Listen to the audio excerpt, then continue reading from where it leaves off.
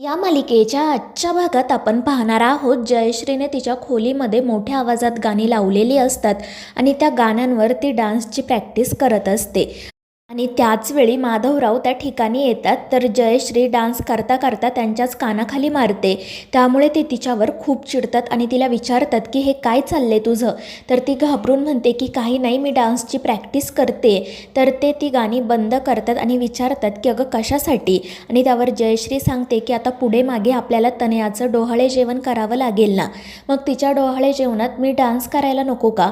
लोक म्हणणारच आजींनीसुद्धा डान्स करायला हवा, म्हणून मी आत्तापासूनच प्रॅक्टिस सुरू केली आहे. आणि ते ऐकून माधवराव हसू लागतात. तर जयश्री म्हणत असते की मला असं वाटते की फक्त माझ्या एकटीमध्येच उत्साह आहे, तुम्ही बाकीचे काही करतच नाही. ते ऐकून माधवराव हसतच म्हणतात की खरंच वेड्यांचा बाजार आहे. आणि ते ऐकून जयश्री खूप चिडते आणि त्यांच्याशी वाद घालू लागते. त्यानंतर मग ती माधवरावांना लहान मुलांच्या गोष्टींची पुस्तकं देते आणि सांगते की आता यातील गोष्टी पाठ करा. जेव्हा तनयाचं बाळ तुम्हाला गोष्टी सांगा म्हणून आग्रह करेल तेव्हा त्या बाळाला निदान 2-3 गोष्टी तरी सांगता यायला हव्यात की नको तुम्हाला. आणि त्यावर माधवराव हसतच हो म्हणतात. त्यानंतर मग जयश्री अखिलला कॉल करते. ती अखिलला सांगते की आज तू ऑफिसमधून येताना तनयाच्या डॉक्टरांकडे जा आणि त्यांच्याकडून गर्भसंस्कारांचं पुस्तक घेऊन ये. त्यांनी त्या दिवशी मला सांगितलं होतं की त्यांच्याकडे पुस्तक आहे, पण मी आणायचं विसरले.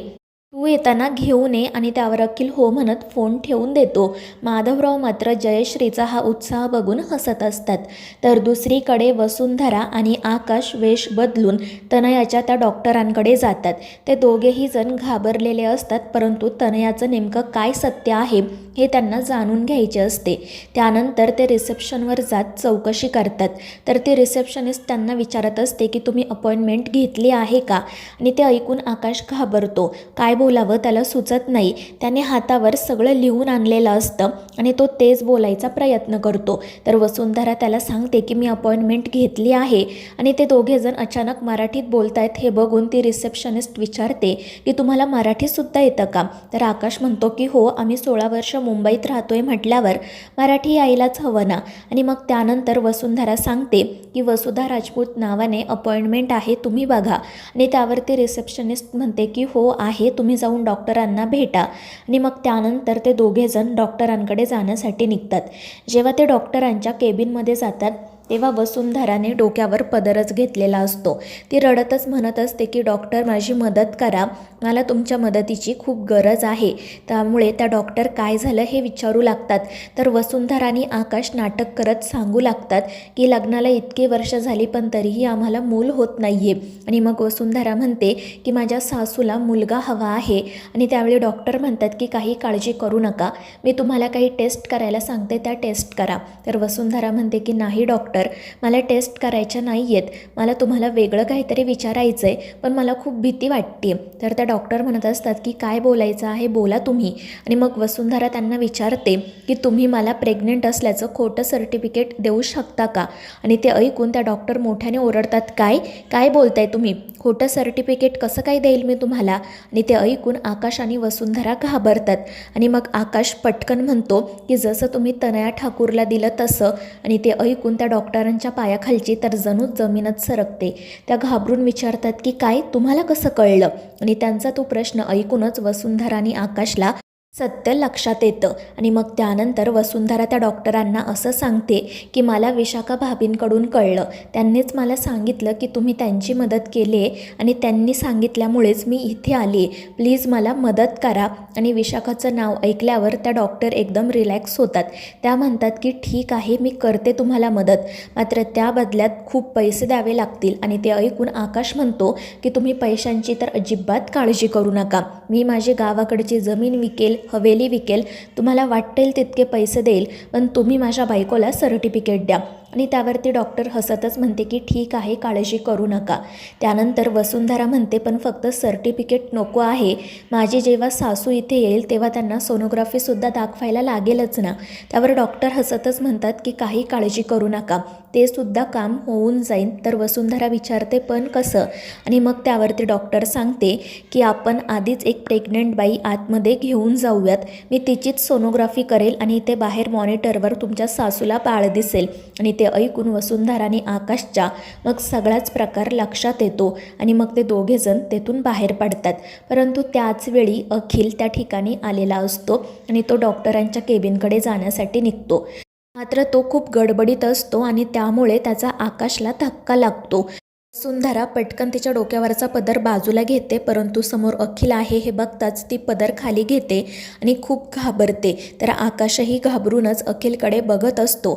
अखिल संशयानेच त्या दोघांकडे पाहत असतो, मात्र त्याला काही त्यांची ओळख पटत नाही आणि मग त्यानंतर तो माफी मागून सरळ तेथून निघून जातो. तर आकाश आणि वसूसुद्धा पटकन हॉस्पिटलमधून बाहेर पडतात. त्यानंतर जेव्हा ते दोघेजण घरी येतात तेव्हा विशाखा घरी आलेली असते. ती जयश्रीसोबत गप्पा मारत असते आणि तिला बघून आकाश खूप चिडतो, परंतु वसुंधरा त्याला शांत राहायला सांगते. तर विशाखा एका बास्केटकडे बोट दाखवत जयश्रीला म्हणत असते की मी तनयासाठी काही पौष्टिक लाडू करून आणले आहेत. ते ऐकून जयश्री म्हणते की अगं आमच्याकडे काही तिला खायला मिळत नाही का, हे सगळं करायची काय गरज होती.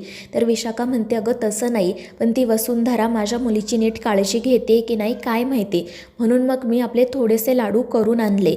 तर ते ऐकून जयश्री म्हणू लागते की तू काळजी करू नको, त्या वसुंधराने आपल्या तनयाची काळजी नाही ना घेतली तर मग मी तिच्या डोक्यावरच बसून मिऱ्या वाटेल. आणि ते ऐकून विशाखा खुश होते.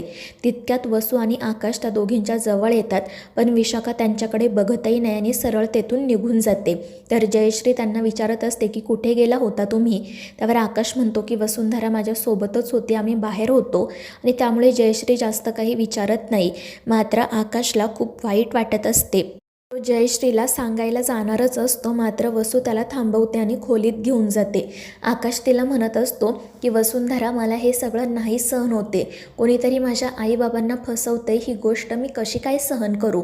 तर वसुंधरा त्याला म्हणत असते की आकाशराव मलासुद्धा हे सगळं नाही सहन होत, पण आपण आत्ता काहीच करू शकत नाही. जर आत्ता आपण तनयाच्या विरोधात काही केलं ना तर ते सगळं घर डोक्यावर घेईल, कांगावा करेल. त्यामुळे आधी आपल्याला तिच्या विरोधात आणि विशाखा मॅडमच्या विरोधात पुरावे शोधावे लागणार आहेत. आपण शांतपणे या सगळ्यातून मार्ग काढूयात. आणि तिचं ते बोलणं आकाशला सुद्धा पटतं. तो वसूला सांगतो की तुम्ही काळजी करू नका, या सगळ्यात मी आहे तुमच्यासोबत.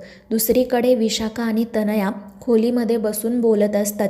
विशाखा तिला सांगत असते की मी तुझ्यासाठी पौष्टिक लाडू आणलेत, आणि ते ऐकून तनया चिडून म्हणते की काय गं मम्मा, आता तू सुद्धा सुरू झालीस का. आधीच ती म्हातारी मला वाटेल ते खायला घालते आणि आता तू सुद्धा हे पौष्टिक लाडू वगैरे काय घेऊन आली आहे. आणि त्यावर विशाखा हसतच म्हणते की तनया, यामध्ये सगळ्यात तुला आवडणाऱ्या गोष्टी आहेत. रेडी टू कुक, यामध्ये फक्त गरम पाणी टाकायचं, मग तुला हवं ते तू खाऊ शकतेस. आणि ते ऐकून तनया खुश होते.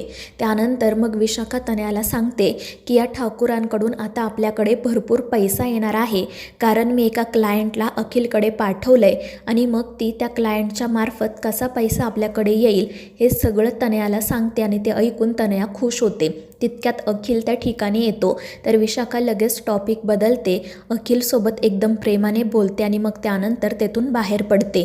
दुसरीकडे आकाश त्याचं ऑफिसचं काम करत असतो. वसुंधरा त्याला विचारत असते की चला जेवायची वेळ झाली आहे, अजून किती वेळ काम करणार आहात तुम्ही. तर आकाश म्हणू लागतो की वसुंधरा हा खूप सिरियस मॅटर आहे, त्यामुळे वसुंधरा काय झालं आहे हे विचारते. आणि मग आकाश तिला त्या क्लायंटबद्दल सांगतो आणि म्हणतो की भास्कर दादाचं त्या क्लायंटबद्दल वेगळं मत आहे, परंतु अखिल त्याचं काही ऐकूनच घेत नाही आहे. 4 दिवसात तो ही डील फायनल करणार आहे, आणि म्हणून मला या 4 दिवसात त्या क्लायंटबद्दल सगळी माहिती मिळवायलाच हवी. तर मित्रांनो, या मालिकेच्या पुढील भागांमध्ये आपण पाहणार आहोत आईबाबांकडून वसुंधराला समजते की तो लकी पुण्याच्या एका जेलमध्ये आहे, परंतु तिचं फोनवरील बोलणं नेमकं आकाश ऐकतो आणि तिला हे सगळं काय आहे असा प्रश्न विचारतो. तर मित्रांनो, या मालिकेच्या पुढील भागांच्या अपडेटसाठी आपल्या चॅनेलला सबस्क्राईब करा.